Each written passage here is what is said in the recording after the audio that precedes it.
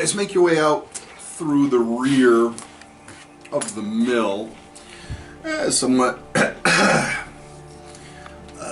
distressed hallway, which has nonetheless been supported by the realignment that the Hearthguard has done. There are several large sections of pipe and corrugation that he's used to actually affirm the area a bit more better. It certainly speaks of his ability that you no longer feel that there's any real peril being inside the mill than there was previously. Now, as you come out rich, I want you to give me a percentile check. Oh, man. 8. For reasons that they've made remain a bit of a mystery at the present, one of you can hear a general commotion coming onto the campus of the mill from the northern side of the sealed lot. Staring off in that direction, you can see that there's a large area of corrugated metal that has been warped and broken over the course of time, behind which there are the two all-terrain vehicles that Boris spoke of previously. Boris, for his part, once you exit out onto the lot, more or less stays toward the building and watches you. You get out to about the midpoint of the lot to consider where you'll begin your search when you hear sounds as if individuals are talking out there. No, general mumbling. You don't see anyone off in the direction yet, though. So what are you guys going to do?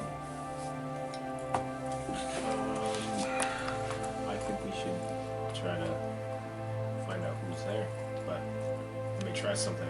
I'm going to attempt to mask our appearance, make us go invisible, blend into the environment. 3.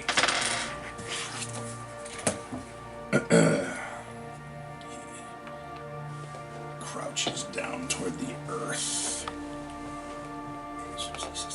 He goes back and crouches in the doorway of the mill. Leans down, extends his fingers, his gauntlet. At which point there is a flare of green light that illuminates every panel and every recess on your form.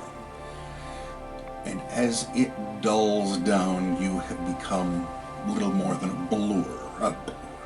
That's a new word. You've become a blur. It's a new word referring to a naked fat man with a mohawk and a single arm. I am the blur. You become little more than a blur, a wavering outline of yourself as the colorations of your surroundings constantly swim and redraw themselves. With no thought of you or your presence, a pair of rather odd gentlemen make their way into the grounds. They seem to be arguing. Now, Blore I can get into. Blore! The Blore Union are behind it all.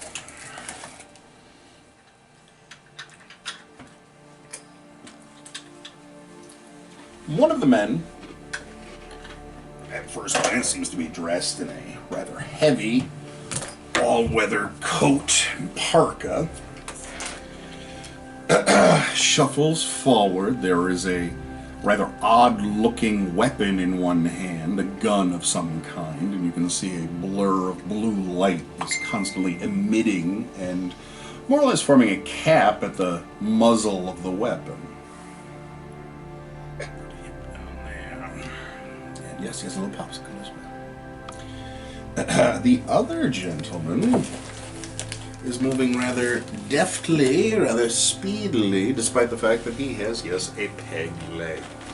There is a foil in his opposite hand, and be just and fear not, my friends, for perched on his shoulder there is indeed a massive parrot.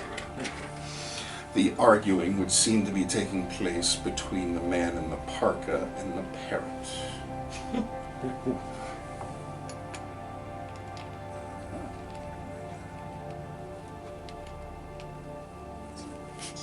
There we go. As they move in. I'm telling you, you are of no strategic merit whatsoever. You should have stayed behind. Kirk! Hate the hood, Kirk! The both of you would do well to curry your Nancy tongues.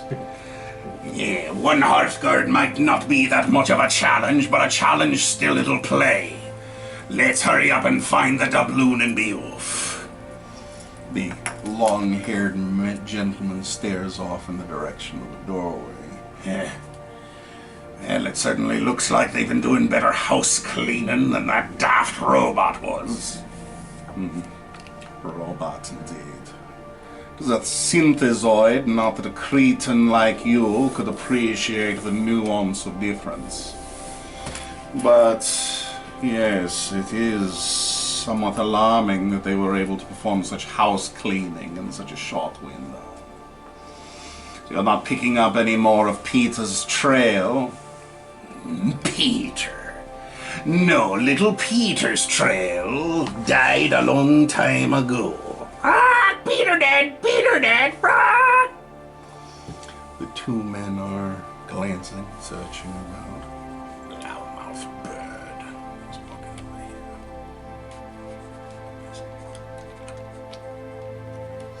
Is taking any actions.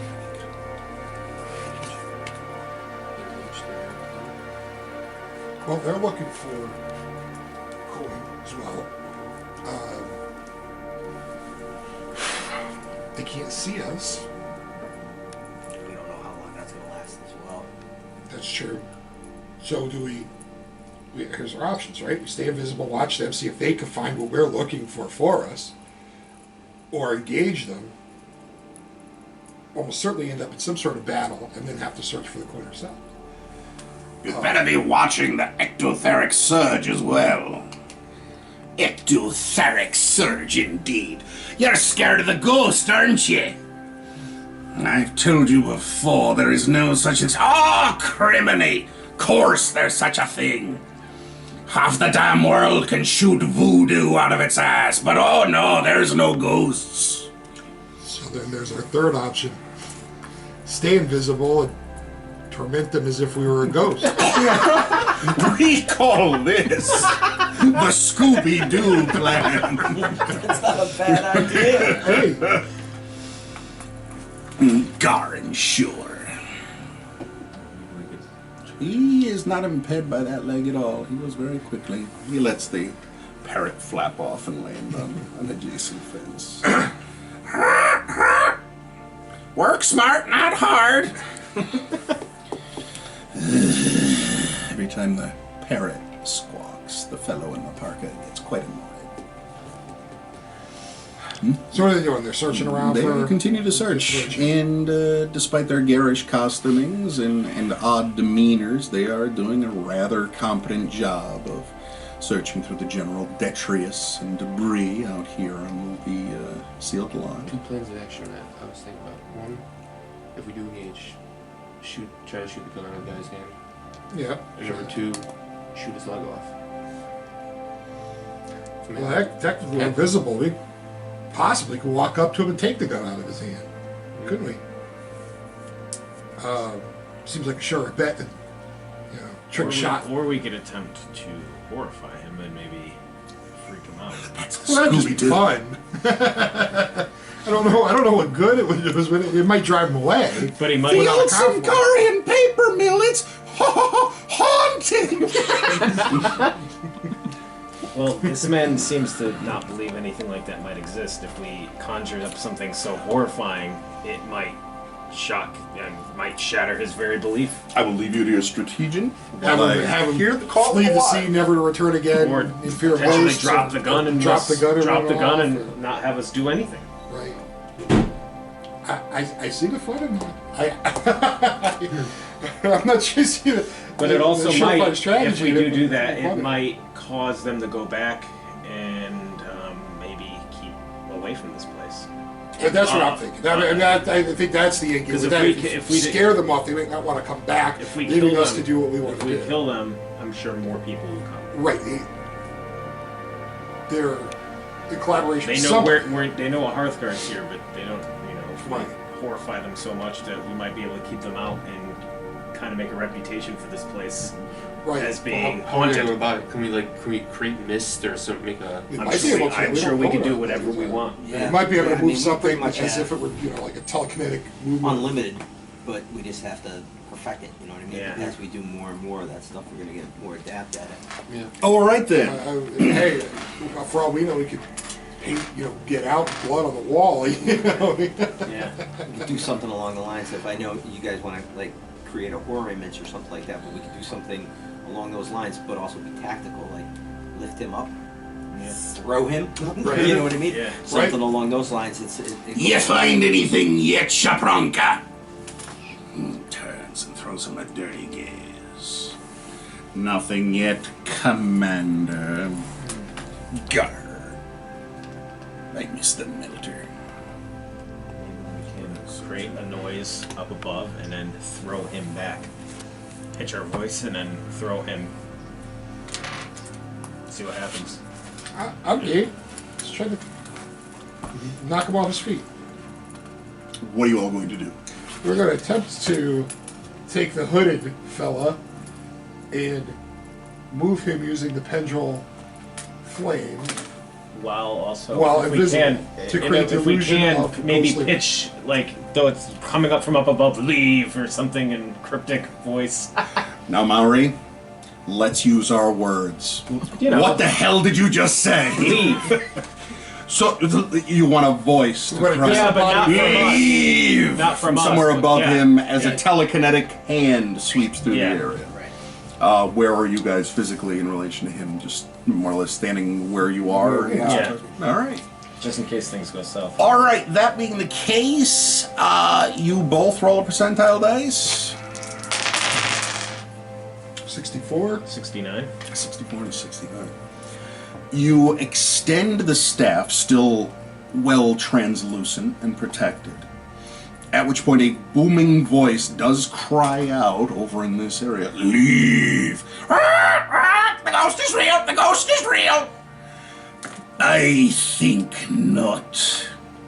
For while no hand materializes, for just a moment the tip of the staff explodes in green fire, and the image of a great hand, the hand of a skeleton, materializes, a thing of solid flame, and then it dissipates. And that is enough. Hearthguard! Hearthguard! Stormy bow! He turns about. Well, looks like old Petey was right. Another magic rubit to send to Davy Jones's locker.